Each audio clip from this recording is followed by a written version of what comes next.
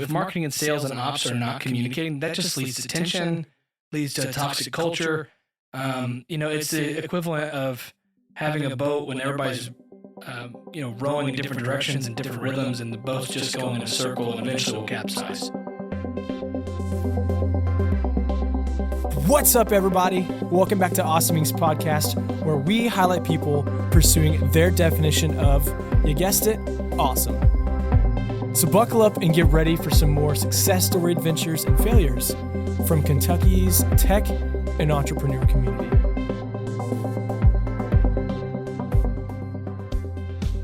Hey, y'all, thanks for tuning. What are you doing? You were doing that on purpose, weren't you? Oh, my gosh. That's good. That's good. No, I'm keeping it. Guys, Chase was moving around in the chairs because he was squeaking. It threw me off. He wishes. We're back to a good old podcast recording with my friend Chase Fairchild here in town with Bolt Marketing. This is the Awesoming Podcast, and we are so pumped that you're tuning in, hopefully to get some good growth knowledge to make you a better marketer. That was really bad, but fanfare is cool. Anyways, so Chase is a very talented storyteller, great with marketing, great with people, definitely likes to bring the fun, bring the energy. And the last two episodes, we talked about clear communication, having an objective in mind. This past episode prior was about his personal creativity. And I think the main thing that I took away from that was have a couple habits that you do that help whatever your creative outlet is. So Chase talked a lot about he reads and he writes, and there's a lot of stuff he does not share from his writing. And I think that's really good to hear. Hey, do something that helps foster your gift, foster your mindset, your creativity that pours into what you want to do. So again, Chase has been posting a lot on LinkedIn and has taken a wee little break. Yeah. But after that break, he's going to come back with some amazing content. So that being said, we're going to talk now about marketing and business and how those come together. And we've had some questions sent in from Kentucky startup founders, and I'm pumped to share them with you. So Chase, how you feeling? I'm feeling great. I'm hydrated. That's important. I'm ready.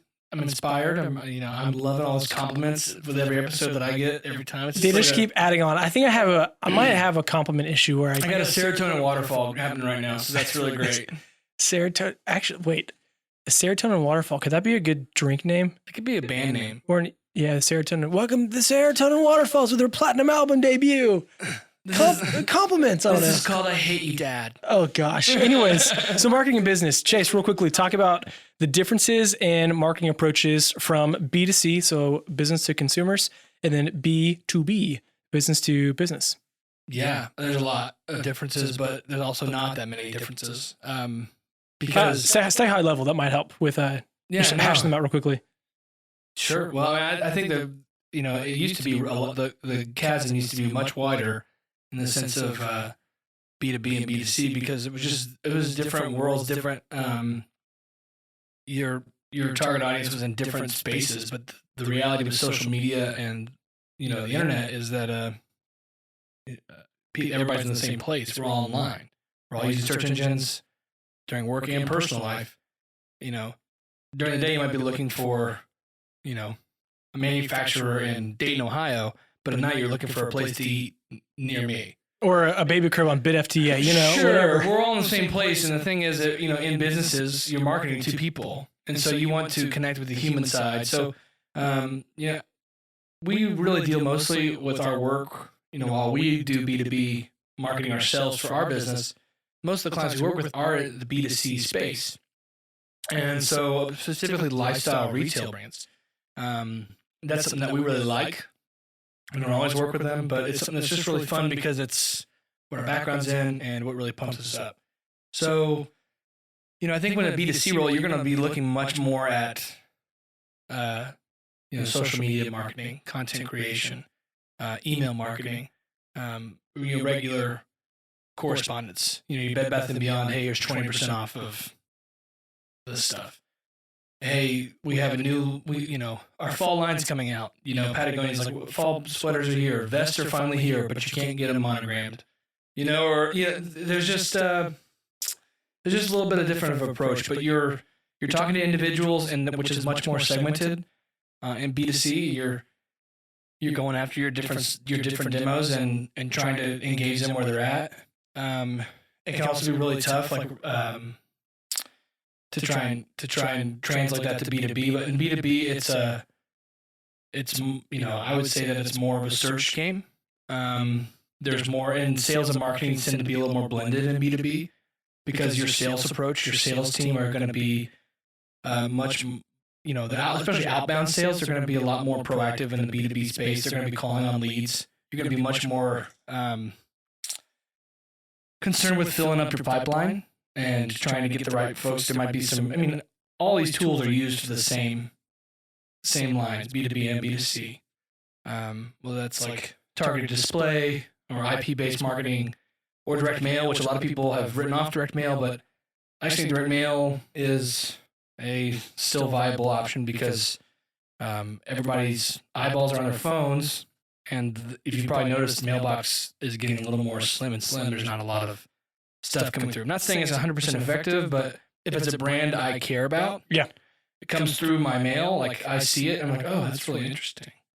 It's a touch point. Even if I throw it away, I'm still just thought about Patagonia. Keep using them. Yeah, the really small mountains. Yeah, those really small mountains. I mean, even hearing you talk about the difference, one of the things you mentioned in the first part about getting back to the basics and how you talk with people, if you're trying to talk to everybody, you're talking to nobody. Right. And you're talking to one person specifically, that actually helps cast a broader net of who you can reach. And I almost feel like that can be from a business approach. At times, it's hard to talk to, let's use your wilderness example. It's hard to talk to a male who likes camping and hiking from a business to business perspective. You want to be, hey, we're talking to all salespeople who are professionals, young professionals, or whatever you want to say. That's easier to cast a broader net out to, right? In your communication. Right. But also say wilderness was doing corporate retreats. Yeah. It goes, it goes from switching to one guy who is just interested in going on this trip with some buddies for fun in their personal lives to, hey, I'm marketing to a CEO or a head of HR or somebody who's in like the chief culture officer or whatever one of these titles are. Who, the CCO? Well, that's a lot of other things too. Creative officer, there's a lot of other things. But chief culinary officer? I want that title. That sounds really fun to me. You just have a bunch of smoked meats and pasta. That's it. My God, this episode's done. Actually, we'll talk about this later. So this next question was sent in by a friend of Awesome Inc.'s, startup founder out of Louisville, Kentucky, that works in the healthcare space. And they sent this. Garrett, there is always a natural tension between sales and marketing functions and between marketing and operations functions. Can you ask Chase, does any story come to mind about the dysfunction and how to go about addressing it? That's a really good question. Yeah, I think when it comes to, there's only upside to having sales and marketing operations be in constant communication.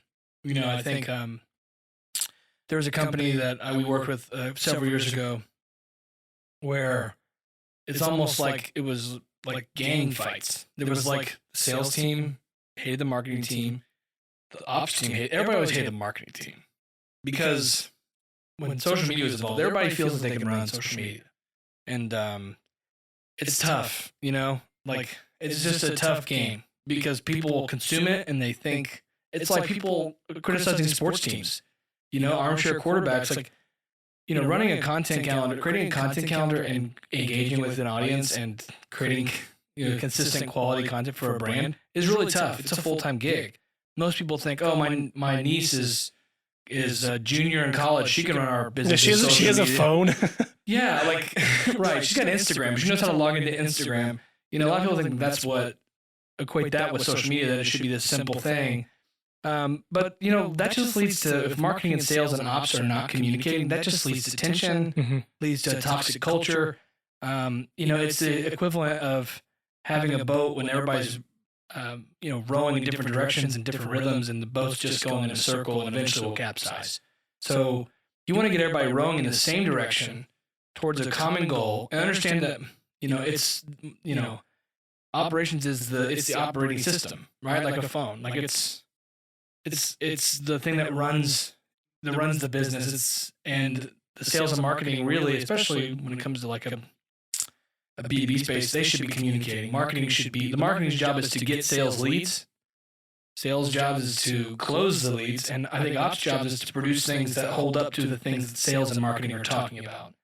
If ops is producing a crappy product you know, like if they're making cars, the bottoms fall out, you know, like no amount of marketing or great salespeople are going to fix that, you know? So you can have great salespeople who are inbound sales reps, a great product, and marketing is not getting you any leads. They're not getting you any exposure, and you're just sitting there twiddling your thumbs. Although I think the salespeople would eventually get impatient and just go find deals. But I think they got to be working in tandem, and if not, it will lead to chaos. I mean, the company that I'm thinking of eventually did implode because the tension was too great to overcome.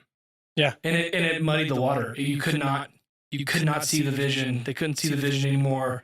The leadership of the company abdicated, and you know nobody was leading. Nobody was, and that goes back, I think, to leadership too. In some ways, a lot of times this falls down on the leadership team. Somebody needs to be in charge of it. If everybody's in charge, nobody's in charge, right? Just like if you're talking to everybody, you're talking to nobody.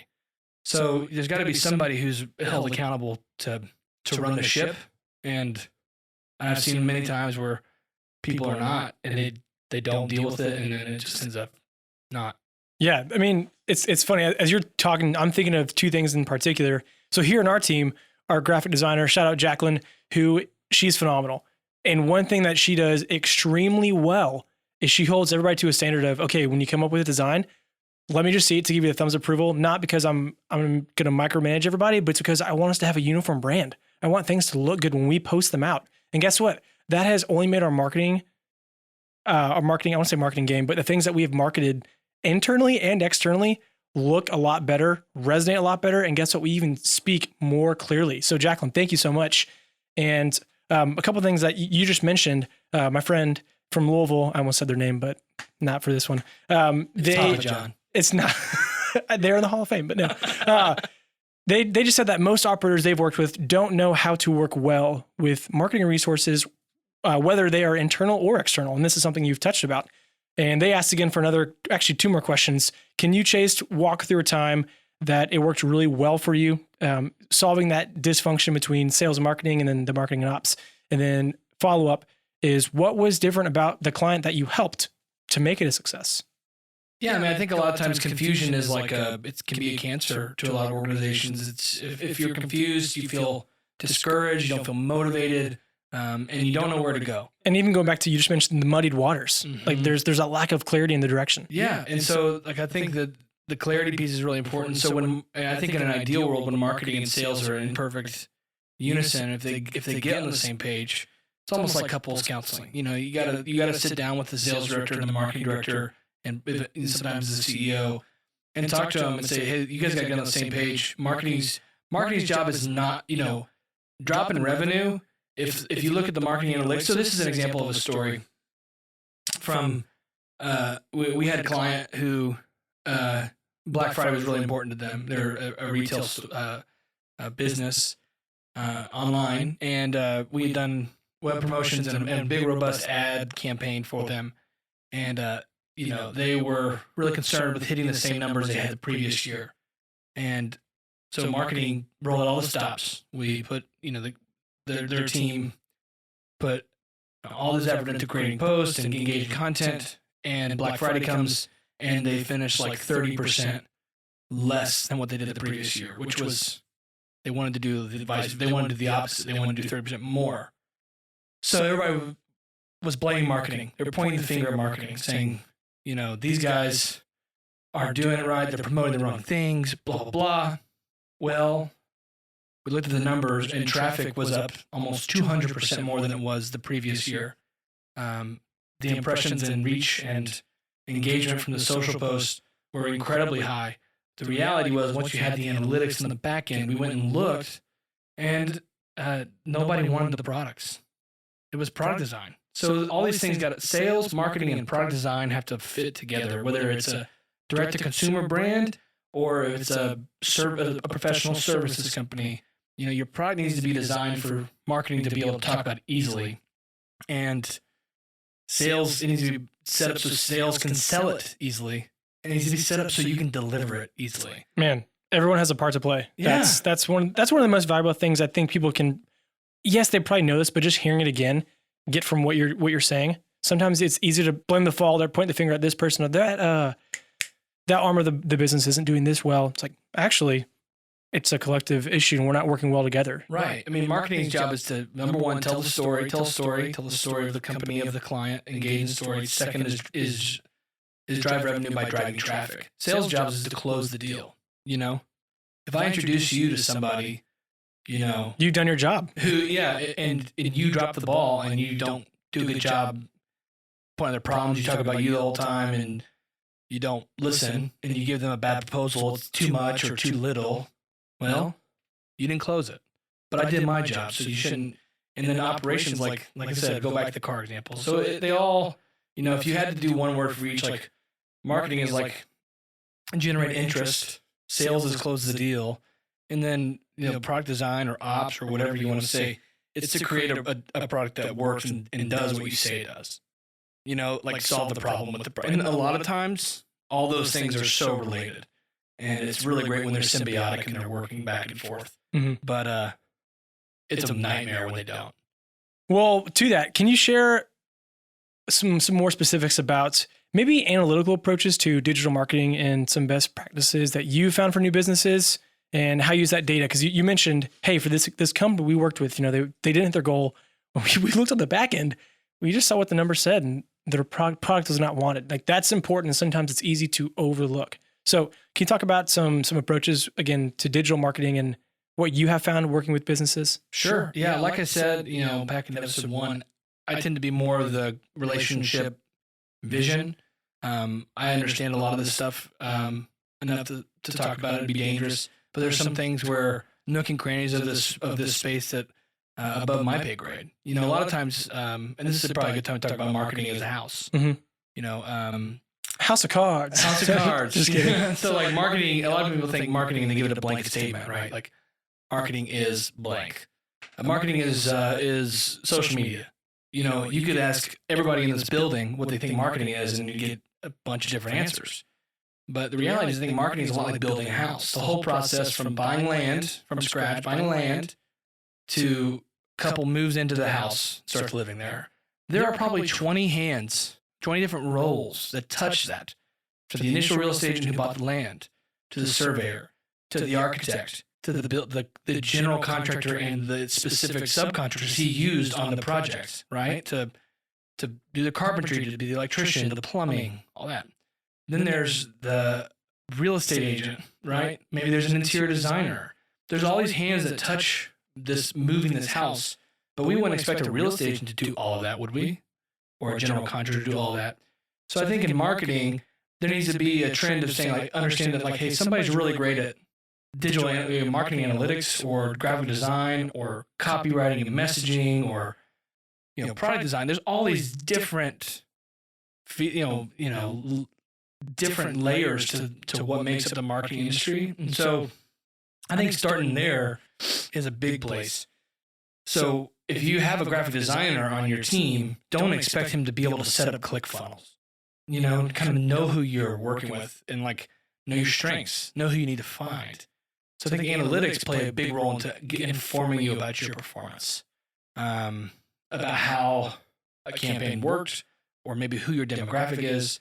And there's a lot of software out there for this. You know, we use Google Analytics pretty robustly. The website platform that we build on has analytics, but you just got to know what you're looking for. So back to what we talked about, it's the objective, right? So I was thinking the same thing. Yeah. So what was the objective? Well, the objective was to sell more women's crew neck sweatshirts. T-sweatshirts. T-shirt. Lavender, chamomile. T-sweats. Drop in fall 2021. Yeah, right. The strategy there is to run Facebook or Instagram ads to women in a certain area. You spend $1,000. Your goal was to do 6,000, whatever arbitrary number.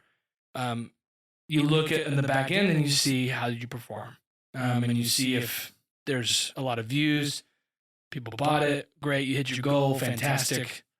But if the traffic's there and something's wrong and you made a misstep, or maybe you were out of a certain size, or, you know, there's a lot of factors that go into creating a successful campaign. And but I think just understanding, like, good analytics start with understanding what the objective was, right? And so while I can't maybe speak to this, and this might be a disappointment, I can't really speak to this at an expert level as much as like somebody on my team could. But the reality is, if to keep it simple, is just understand what your goal for whatever you're doing is. Like if it's building a new website or pulling out a new brand or creating a baby clothing line from an adult's, like you're a retail store, you're starting to sell baby clothes. The objective should line up with the metrics that come behind it. One of the things I'm hearing too, yes, we just talked about objective, and I'll make a note of that, but also with clear communication, we're talking about how you market from businesses to consumers differently. I mean, half that is you have to market well and communicate well within your own team to do it externally. Yeah. And that's something I wasn't even thinking of sitting down to talk about this, but I think that's a good reminder of so many of the companies that we talk with use some sort of external partner. Mm-hmm. Yeah, I mean, there's some ways like, you're an expert. They'll go back to like E-Myth, which I love that book, where it says there's 3 types of people. We're all kind of have 3 of these guys in us, which is like the entrepreneur who tends to be the visionary, creative, a little more, head in the clouds. Then there's the technician, the person who does the work, who is like the expert at doing the work. And then there's the manager, the person who manages the traffic, looks at performance, sets goals, manages talent. Like a lot of times entrepreneurs, like they're technicians, they're a carpenter who worked at a business for 20 years and then said, you know what, screw this, I'm going to go start my own business. But now, he thinks he's just going to be able to do carpentry all the time. Well, no, he now is a business owner. He has to do invoices and sales, and he has to keep the books, and he has to pay taxes, and he has to do all these different things that he didn't have to think about before. So, you got to staff your weaknesses, and you got to bring on a team to really help you pull that through. And so if you're confused about your marketing, there are a lot of great marketing agencies and freelancers who can help you get a handle on it based on what your specific needs are. Wrapping this up, one more question after this impromptu one. Chase, what's a digital tool that you use that you think a lot of people are missing out on not using right now? I use Grammarly. They do a great job of advertising. That saves my butt. Grammarly and Hemingway. What's Hemingway? Hemingway app is a way for you to get your copy more succinct. So say more with less words, essentially, and have more active voice instead of passive. It's really great. So what I'll do is if I go to write a blog on LinkedIn or something, I'll write it in Grammarly, make sure that it's all good to go, and then I'll take it to Hemingway in a different browser, and I'll edit it down there, and then back to Grammarly, double check it, and then I'll post it. So those are the 2 things that I'm using right now that are really great. Cool. For all the copyrights, take note. Yeah. So, if you haven't, at least, that's good. Grammarly and Hemingway. What is that joke? Like, how much is a Hemingway? I don't know. I think it's. Okay. I don't think that's related to Hemingway. Hemingway is Ernest. Ernest, Hemingway. yes. Yeah. Great Nobel Peace Prize winner. Yeah. Nope, just an author. All right, guys. Thanks for joining us. Next little bit is going to be wrap up. It's going to be kind of a random hour, but picking Chase's brain, but also again hitting the final nail of keeping things simple. So thanks so much. We'll see you next episode. Well, that's it, guys. Thank you so much for checking out this episode of Awesoming's podcast. And another quick thank you to Lee Rosevear and a few members from our community who provide the music that you hear in this show. Lastly, give us a follow on Instagram, Facebook, all that jazz. Or even better, come on down to our space. Come be a part of our community and get plugged in, and let's start something awesome together. You guys rock. We'll see you next time.